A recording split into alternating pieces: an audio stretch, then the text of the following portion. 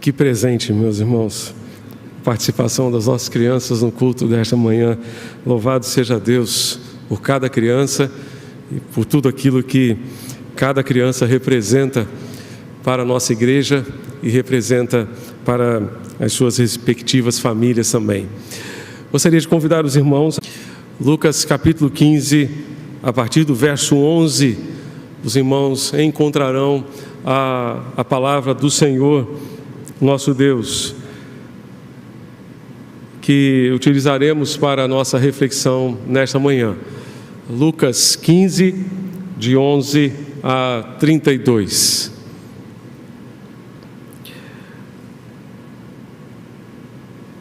Estamos juntos, irmãos? Amém? Já conseguiu localizar o texto da palavra do Senhor? Graças a Deus, graças a Deus.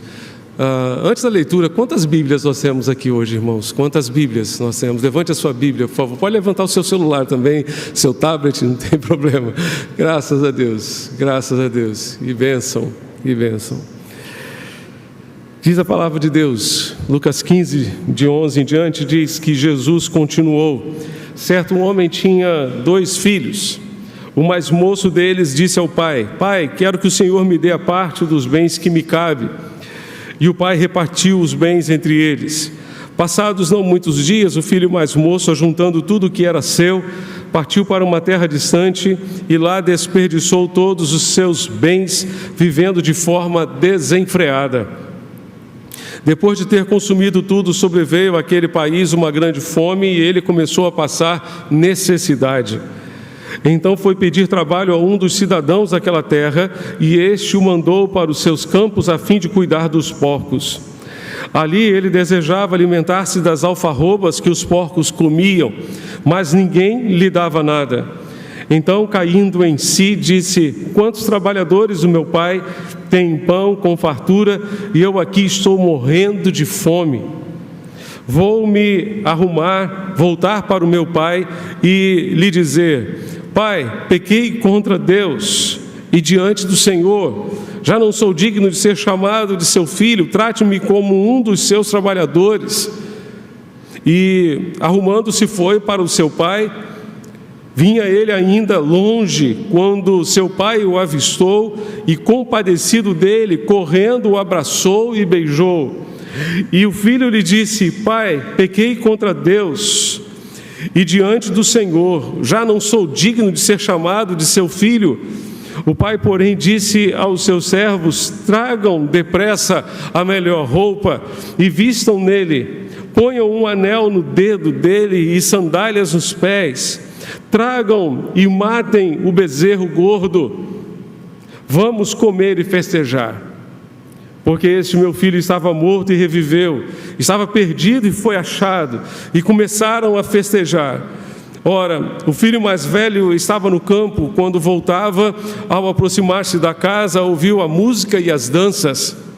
Chamou um dos empregados e perguntou o que era aquilo, e ele informou: o seu irmão voltou, e por tê-lo recuperado com saúde, o seu pai mandou matar o bezerro gordo. O filho mais velho se indignou e não queria entrar. Saindo, porém, o pai procurava convencê-lo a entrar. Mas ele respondeu ao seu pai: Faz tantos anos que sirvo o Senhor e nunca transgredi um mandamento seu, mas o Senhor nunca me deu um cabrito sequer para fazer uma festa com os meus amigos. Mas quando veio esse seu filho, que sumiu com os bens do Senhor, gastando tudo com prostitutas, o Senhor mandou matar o bezerro gordo para ele. Então o pai respondeu: Meu filho, você está sempre comigo e tudo o que eu tenho é seu. Mas era preciso festejar e alegrar-se, porque este seu irmão estava morto e reviveu, estava perdido e foi achado. Amém. Que Deus abençoe e aplique esta palavra aos nossos corações nesta manhã. Meus amados, esta parábola, conhecida como parábola do filho pródigo, tem sido considerada por muitos como a princesa das parábolas. A princesa das parábolas, uma parábola riquíssima em termos de aplicação para a nossa vida em várias áreas da nossa vida, em várias questões que podemos considerar. Certamente nós vamos encontrar muitas aplicações por meio desta parábola. Se o Senhor assim permitir, hoje e nos próximos domingos, pela manhã, estarei compartilhando esta parábola com os irmãos, abordando os 3 principais personagens desta parábola. Nesta manhã, nos deteremos ao Pai. No próximo domingo, pela manhã, falaremos sobre o filho mais novo. E no 4º domingo deste mês, se Deus assim permitir, falaremos sobre o filho mais velho. E assim, compartilharemos com os irmãos esta parábola nos próximos 2 domingos também. Com certeza temos muito que aprender nesse texto. O verso 11 começa dizendo que certo homem tinha 2 filhos. O mais moço deles disse ao pai: Pai, quero que o Senhor me dê a parte dos bens que me cabe. E o pai repartiu os bens entre eles. A lei dizia que o filho mais velho tinha mais direitos do que o filho mais novo. Tinha o dobro da herança do filho mais novo. Então vamos pensar que o filho mais velho deveria receber 2/3 da herança e o filho mais novo 1/3 da herança. Mesmo assim, aquele rapaz resolveu pedir a parte que lhe cabia, o seu direito de herança. Meus amados, a atitude daquele rapaz certamente causou uma dor terrível ao coração daquele pai. Trouxe uma dor terrível ao coração daquele pai, não simplesmente porque ele decidiu ir para longe, para um país distante, não apenas por isso, mas porque no costume do Oriente, pedir a herança antes da morte do pai significava que aquele filho estava querendo que o seu pai morresse logo. Em outras palavras, ele estava dizendo: eu gostaria que o senhor morresse logo para que eu pudesse tomar conta logo da minha herança. Isso me faz lembrar de uma história de uma irmãzinha que estava no hospital. Ela era sozinha, uma senhora já idosa, sozinha, não tinha marido, não tinha filhos, só tinha 2 sobrinhas. E ela estava num estado assim, em coma, praticamente em coma. E as sobrinhas então foram lá, visitá-la. E enquanto visitavam, as 2 começaram a dividir a herança da tia, sem perceber que a tia estava ouvindo a história, sem perceber que a tia estava atenta a tudo, Depois que ela melhorou, ela chamou as sobrinhas e a história foi bem diferente daquilo que as sobrinhas haviam planejado entre si. Essa foi basicamente a atitude daquele rapaz: eu quero que o senhor morra logo, porque eu quero tomar posse logo da minha herança. Essa situação com certeza causou uma dor, uma tristeza tremenda ao coração do pai. Com certeza a atitude do filho mais novo causou também uma situação embaraçosa e constrangedora à família. É interessante perceber que o pai desta parábola não questionou o filho, respeitou a sua decisão, permitiu que ele pudesse passar por um processo de aprendizado através da sua decisão. Vale a pena lembrar que, compreendendo que o pai desta parábola é uma ilustração do nosso Pai Celestial, precisamos nos lembrar que Deus, da mesma forma, respeita as nossas escolhas, respeita as nossas decisões, e Ele se alegra ou se entristece com essas decisões. Mas Paulo nos recomenda aos Efésios capítulo 4, verso 30, que nós não devemos entristecer o Espírito Santo, com o qual fomos selados para o dia da redenção. Somos livres para decidir o nosso destino, Mas Deus espera que tomemos decisões sábias, que façamos sábias escolhas, para que desta forma possamos ser felizes e também alegrar o seu coração. Alguém já disse que alguns aprendem com os próprios erros, outros, mais sábios, aprendem com os erros dos outros e evitam o seu próprio sofrimento. O pai sabia que o seu filho só aprenderia quando quebrasse a cabeça sozinho. Parece que às vezes Deus nos deixa quebrar a cabeça sozinhos, especialmente porque a nossa cabeça é dura. Quantas vezes Deus se referiu ao povo de Israel como povo de dura cerviz, povo de cabeça dura.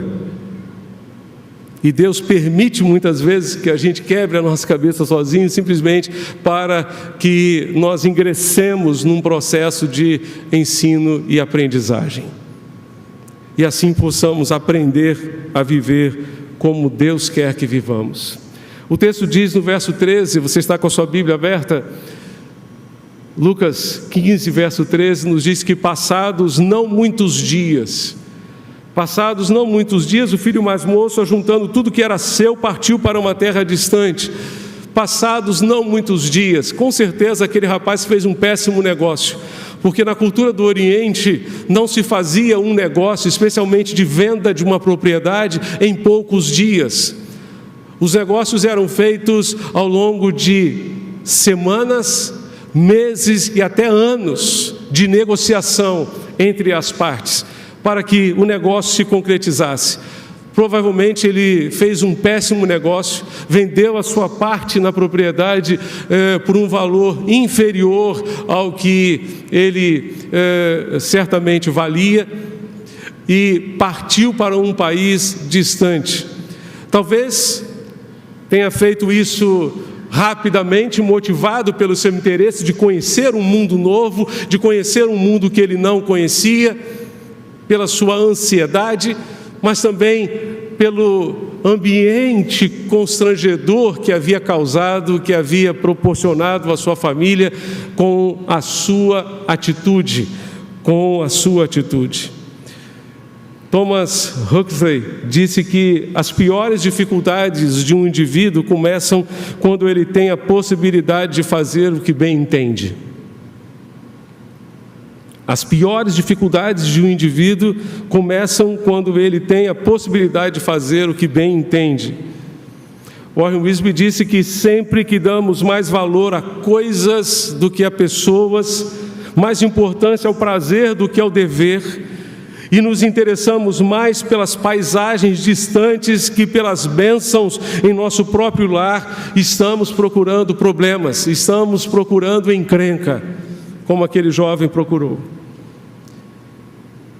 O que o pai desta parábola tem a ensinar a nós que somos pais hoje, e aqueles que desejam se tornar pais também, e a todos nós que somos filhos do Pai Celestial: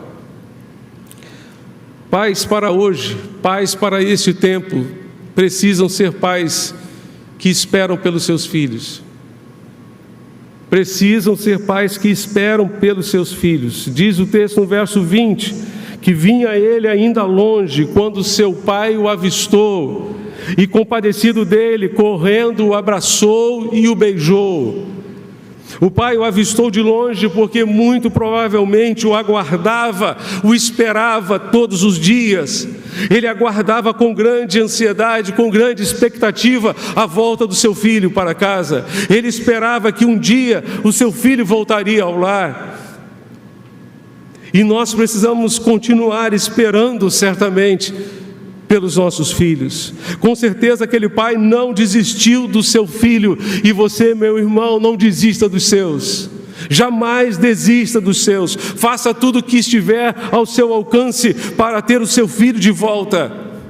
Não desista, por exemplo, de orar, de clamar a Deus, de buscar a Deus em oração pela vida dos seus filhos. Precisamos ser pais que oram. Parece que quando confrontamos a realidade entre pais e mães, que oram, parece que as mães oram mais do que os pais. Quantas vezes eu e talvez você já tenhamos ouvido testemunhos de pessoas que se afastaram dos caminhos do Senhor e chegando de madrugada em casa encontravam a mãe de joelhos orando. Não encontravam o pai de joelhos, encontravam a mãe. Precisamos ser pais que oram para que os nossos filhos estejam em casa. Precisamos ser pais que clamem a Deus pelos filhos. Precisamos ser sacerdotes do nosso lar, que intercedendo pela vida dos nossos filhos. Jó é um exemplo disso. Um homem que intercedia continuamente em favor dos seus filhos perante o Senhor. E nós precisamos orar e precisamos clamar a Deus, mesmo que os seus filhos estejam distantes de você, não desista deles, não pare de clamar por eles. Talvez aquele pai estivesse pensando consigo mesmo sobre onde teria errado, o que teria feito de errado, o que teria deixado de fazer para que o seu filho se distanciasse dele, fosse para um país distante. Precisamos ter a consciência do dever cumprido. Não podemos tomar decisões pelos nossos filhos. Eles precisam tomar as suas decisões, mas nós podemos e devemos orar e cumprir a nossa parte, que é aconselhar, que é instruir, que é orientar, que é mostrar o caminho certo. Temos feito isso? Temos feito tudo o que está ao nosso alcance para o bem dos nossos filhos? Nossos filhos precisam de pais que caminhem com eles. Abraão caminhou com Isaque para o monte da dedicação, mas ele caminhou com Isaque. Para muitos pais é mais fácil alimentar os sonhos de consumo dos filhos do que pagar o preço de estar ao lado deles. Há muitos pais que chegam ao ponto de alimentar o vício dos filhos. É mais fácil fazer isso do que caminhar com eles, do que estar ao lado deles. Um amigo certa vez me disse, quando eu tinha ainda meus filhos pequenos, que ele fazia todo o esforço possível para levar e apanhar as suas filhas na escola. Porque muito mais do que o motorista da van, porque muito mais do que o secretário da casa, o filho quer ver o pai ou a mãe.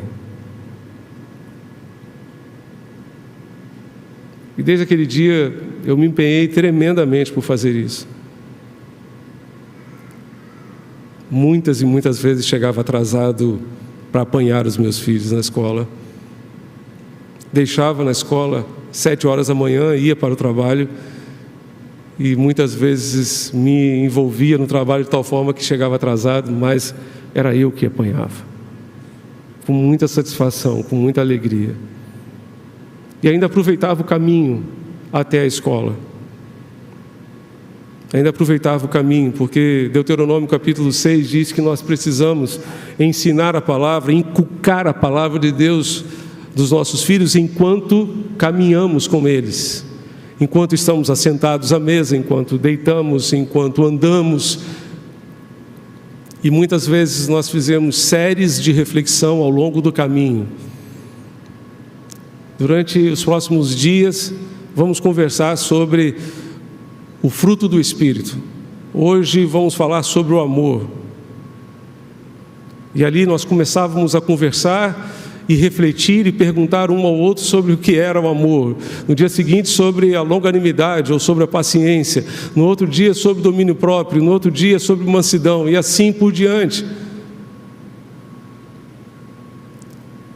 Que bênção foi aquele tempo. Invista nos seus filhos. Invista nos seus filhos. Muitas vezes, infelizmente, nós só valorizamos ou descobrimos o valor de certas coisas quando perdemos.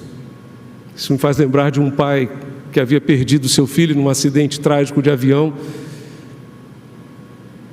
e disse: eu só queria poder abraçar o meu filho. Eu só queria poder abraçar o meu filho. Para mim e para você, quanto valem os nossos filhos? Será que realmente nós nos importamos com eles? Será que sabemos para onde eles estão indo? Seu filho já é maior de idade, ele tem certamente liberdade para tomar as suas decisões, mas especialmente se ele ainda está debaixo do seu teto, ele está sob a sua liderança. Exerça a sua liderança sobre o seu filho. Exerça a sua liderança sobre o seu filho. Você é líder da sua casa, meu irmão. Você é o líder que Deus colocou, que Deus instituiu para a sua casa. Exerça a sua liderança sobre os seus filhos. Em segundo lugar, precisamos, nesses dias, de pais que perdoam e restauram seus filhos. O verso 20, voltando ao texto, diz que vinha ele ainda longe, quando seu pai o avistou e, compadecido dele, correndo, o abraçou e o beijou. E o filho lhe disse: pai, pequei contra Deus e diante do Senhor, já não sou digno de ser chamado de seu filho. O pai, porém, disse aos seus servos: tragam depressa a melhor roupa e vistam nele, ponham um anel no dedo dele e sandálias nos pés, tragam e matem um bezerro gordo, vamos comer e festejar, porque este meu filho estava morto e reviveu, estava perdido e foi achado. E começaram a festejar. O pai daquela parábola o avistou de longe. É possível que os empregados, que os vizinhos, que os demais familiares tenham visto um mendigo saído do chiqueiro, porque lá no país distante ele estava no chiqueiro disputando comida com os porcos. E saindo do chiqueiro, aquele rapaz foi para casa. O pai conseguiu ver que por trás daqueles trapos, daquele homem maltrapilho que se aproximava, estava o seu filho. Ele conseguiu enxergar o seu filho. Que Deus nos dê olhos capazes de enxergar muito além da aparência, para vermos a essência dos nossos filhos. Que pela graça de Deus consigamos enxergar o coração dos nossos filhos, para ver o que ninguém vê. Diz o texto que o pai correu ao seu encontro, compadecido dele, compadeceu-se dele e foi ao seu encontro. O verbo compadecer aqui significa ser movido pelas entranhas. Daí ser movido de compaixão, ter compaixão, pois se achava que as entranhas eram a sede do amor e da piedade.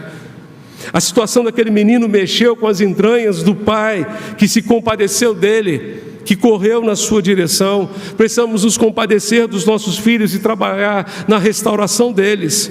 Aquele pai poderia ter dito muitas coisas para aquele jovem, poderia ter lançado no rosto dele uma série de coisas, poderia ter dito: bem que eu disse a você para não sair de casa, olha só o estado em que você se encontra, olha só como foi que você voltou para casa hoje. O pai não fez nada disso. O pai preferiu abraçar, beijar, tratar o seu filho e festejar. Resumindo, ele preferiu perdoar por amor. O filho preparou um discurso, mas o amor do pai abafou o discurso do filho. Ele nem conseguiu terminar o discurso. Os nossos filhos precisam mais do que qualquer coisa do amor restaurador. Precisam do amor restaurador, amor que perdoa, amor que restaura. No Oriente não era apropriado a um homem de idade correr. Os mais jovens é que corriam na direção dos mais velhos. Aquele homem, entretanto, tendo já idade, correu na direção do seu filho mais moço. Correu na direção dele. Um dos motivos óbvios para isso era o amor que ele tinha pelo seu filho e seu desejo de demonstrar esse amor. Mas há uma outra questão envolvida. O filho desobediente, que havia envergonhado a família e a vila onde morava, de acordo com Deuteronômio capítulo 21, deveria ser morto por apedrejamento. Se os vizinhos tivessem começado a apedrejá-lo, teriam certamente atingido o pai, teriam acertado o pai que o abraçava. O pai o abraçou para protegê-lo. O pai o abraçou para guardá-lo de um castigo severo, para dizer à sua comunidade: eu perdoei o meu filho.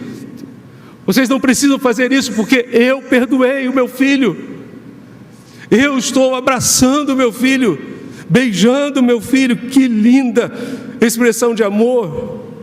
Que imagem linda do amor de um pai! E que imagem linda do amor de Deus por mim e por você! Ele nos abraça, Ele nos acolhe e impede que recebamos o castigo que merecíamos. Mas vale a pena lembrar que nós, como pais, muitas e muitas vezes também precisaremos do perdão dos nossos filhos. Muitas e muitas vezes precisaremos também do abraço perdoador dos nossos filhos. Porque não somos perfeitos. Não existe pai perfeito, só o Pai Celeste. Mas a grande questão parece que está na coragem de admitir o erro e de pedir perdão para um filho. Saiba, meu irmão, que isso não vai diminuir você, isso vai engrandecer você. Isso não vai diminuir você. Você será mais respeitado pelos seus filhos se aprender a pedir perdão, a reconhecer os seus erros. Isso me faz lembrar da história de um rapaz que saiu de casa e foi morar sozinho e não queria mais saber da sua família. Literalmente não queria mais saber da sua família. E um belo dia, o pai, que era um pastor, foi até a casa daquele rapaz, bateu a porta. Ele disse: filho, eu vim aqui simplesmente dizer para você e lhe pedir que você me perdoe. Me perdoe porque eu fui um fracasso como pai. Eu fracassei na minha missão como pai. E a única coisa que eu gostaria de lhe pedir hoje é o seu perdão. O filho fechou a porta, voltou para dentro de casa, o pai foi para casa. Dias depois, aquele garoto foi até a sua casa, a casa do seu pai. Abraçou o seu pai. E lhe disse: pai, se o senhor foi um fracasso como pai, eu fui um fracasso como filho. Perdoa-me também. Perdoa-me também. Os filhos precisam de pais que tenham coragem de admitir os seus erros e pedir perdão aos seus filhos. Os filhos precisam de pais que os perdoem. A vida do seu filho vale muito. Vale muito. Para Deus, a vida do seu filho valeu o sangue do seu filho derramado lá na cruz. Para Deus, a vida dos nossos filhos valeu a vida do seu próprio filho. Esse é o preço do perdão. Esse é o preço do perdão. William Barclay diz que o filho decidiu voltar ao lar e pedir que fosse aceito, não como filho. Lembra? Ele disse: pai, pequei contra o céu, pequei diante de ti, já não sou digno de ser chamado teu filho. Trata-me como um dos teus empregados. Algumas versões mais antigas dizem: trata-me como um dos teus jornaleiros. E o jornaleiro aqui não é quem vende jornal, mas é aquele que trabalha por jornada de trabalho. Seria como um diarista. Seria como um diarista. E é interessante perceber que o diarista seria considerado, naquele contexto, menos do que um escravo, porque o escravo era propriedade da família, fazia parte da família. O jornaleiro não, terminava o seu dia e ele ia embora. Ele disse: pai, trata-me apenas como um jornaleiro, como um diarista que possa vir aqui prestar algum serviço e ter alguma coisa para comer, porque lá onde eu estava eu tinha que disputar a comida com os porcos.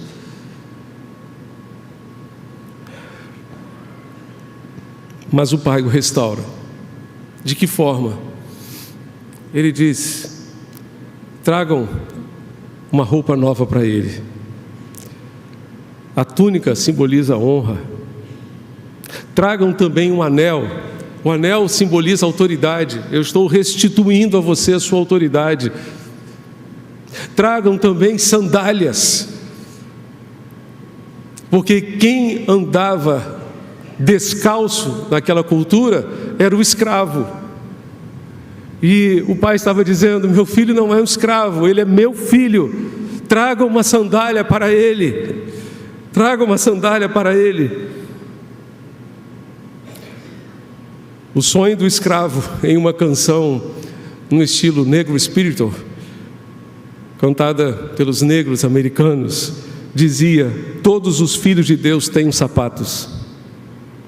Que todos os filhos de Deus tenham sapatos, devido a que este era um símbolo de liberdade. Colocar sandálias naquele filho simbolizava dizer: você está livre da sua escravidão, você está livre, você está livre. O pai o perdoou e o restaurou. Por isso essa parábola, mais do que conhecida como parábola do filho pródigo, deveria ser conhecida como parábola do pai amoroso, porque ela destaca muito menos o pecado do filho e muito mais o amor do pai. E é isso que Deus espera de mim e de você, como pais que perdoam, que amam e que restauram. Mas, em terceiro lugar, os nossos dias precisam de pais que promovam a reconciliação entre os seus filhos. Vá comigo ao verso 25. Verso 25 nos diz que o filho mais velho estava no campo. Quando voltava, ao aproximar-se da casa, ouviu a música e as danças. Chamou um dos empregados e perguntou o que era aquilo. E ele informou: o seu irmão voltou e, por tê-lo recuperado com saúde, o seu pai mandou matar o bezerro gordo. A essa hora eu já estou com fome, irmãos, só de ouvir falar nesse bezerro gordo, nesse bezerro cevado. O filho mais velho se indignou e não queria entrar. Saindo, porém, o pai procurava convencê-lo a entrar. O pai foi um instrumento de conciliação entre os dois. O pai foi um instrumento de pacificação entre os dois.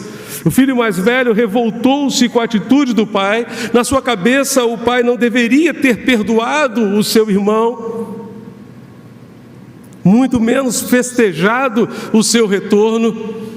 O pai, entretanto, procurou promover a conciliação dos seus filhos. Seja um conciliador da sua família, meu irmão. Seja um promotor da paz, seja um pacificador dentro da sua casa, seja um líder que lidere a sua casa, lidere a sua família com amor, promovendo a paz entre os filhos, entre todos aqueles que fazem parte da sua família. Seja um pacificador, para que os seus filhos caminhem juntos, para que não haja atrito e nem conflito entre os irmãos. Em nome de Jesus. Essa parábola, meus amados, é uma ilustração perfeita do Pai Celestial. Assim como o Pai desta parábola, Deus respeita as nossas escolhas e muitas vezes sofre com elas. Entretanto, Ele espera que aprendamos tudo o que precisamos aprender para viver do jeito dEle. Ele também nos recebe como somos, mas se recusa a deixar-nos como somos. O pai beijou o filho, mesmo estando sujo, maltrapilho, saído do chiqueiro. Ele o abraçou e o beijou. O pai não mandou que ele fosse tomar um banho, trocasse de roupa para depois abraçá-lo e beijá-lo. Não, o pai o beijou e o abraçou do jeito que ele estava, mas não permitiu que ele continuasse do jeito que estava. Deus nos recebe como somos, mas Ele transforma a nossa vida, Ele restaura a nossa vida, Ele nos liberta dos nossos pecados, Ele nos dá calçados para que não sejamos mais escravos do pecado, Ele nos dá uma roupa nova, Ele nos dá um anel, Ele nos restaura. Deus nos abraça, Deus nos beija, mesmo tendo saído do chiqueiro do pecado, mas logo providencia roupa, sandálias, anel. Ele nos transforma, Ele nos perdoa, Ele nos restaura. Ele também promove a reconciliação da família, Ele promove a reconciliação entre os irmãos, entre pais e filhos, entre cônjuges. Esse é o Deus que nos trata como filhos. Esse é o Deus que não desiste de nós, que não desistiu de você e continua esperando você voltar para casa, ansioso por abraçá-lo e beijá-lo e acolhê-lo de volta ao lar. Esse é o Deus que está aguardando com grande expectativa o seu retorno à família. Os filhos precisam de pais que continuem esperando por eles, que não desistam deles, que invistam tudo que for possível para o bem deles. Os filhos precisam de pais que tenham um amor perdoador e restaurador. Os filhos precisam de pais conciliadores que promovam a conciliação ou a reconciliação da família. Vamos orar? Gostaria de pedir a você para fechar os seus olhos. Você, pai, como eu, ore por você mesmo.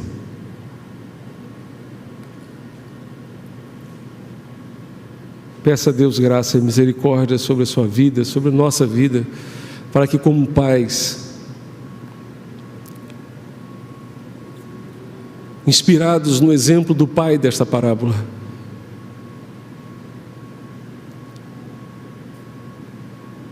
possamos ser os pais que os nossos filhos precisam para este tempo.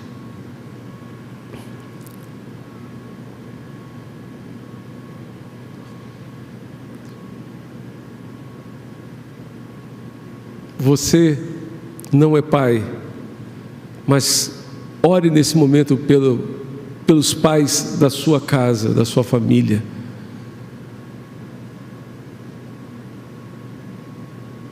Você, minha irmã, ore pelo seu esposo, que é pai.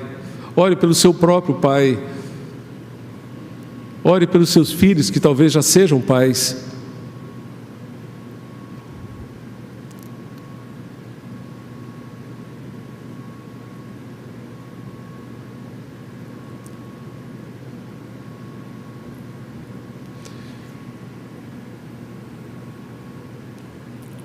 Deus bendito, Pai Celeste, Tu sabes, ó Deus, o quanto somos falíveis, imperfeitos, limitados. Tu sabes, ó Deus, o quanto carecemos da Tua graça para cumprir essa tarefa, ó Deus, que Tu nos deste. Sublime tarefa, mas desafiadora tarefa. Ainda mais, ó Deus, diante das nossas limitações, das nossas imperfeições, por favor, Deus, ajuda-nos, para que, inspirados, ó Deus, pelo Pai descrito nesta parábola, sejamos os pais que os nossos filhos precisam para este tempo. Quantos irmãos hoje estão distantes? Quantos irmãos mais velhos não querem entrar na festa do irmão mais novo? Quantos irmãos mais novos não querem mais celebrar junto com o irmão mais velho? Quantos irmãos hoje já não visitam mais a casa um do outro? Usa, ó Deus, os pais como instrumento de conciliação, de reconciliação entre os irmãos. Por favor, ó Deus, faz esta obra. Usa-nos, ó Deus, como instrumento de perdão e de restauração dos nossos filhos. Que nós continuemos a esperar por eles, que não desistamos deles, não desistamos de esperar, não desistamos de clamar e de suplicar a Tua graça e o Teu favor sobre suas vidas. Tem misericórdia, ó Deus, de nós. Tem misericórdia de todos os pais que nos acompanham aqui no templo ou à distância, de todos os papais da nossa igreja. E dá-nos da Tua graça e do Teu auxílio que tanto precisamos. Em nome de Jesus, nosso Senhor e nosso Salvador. Amém e amém.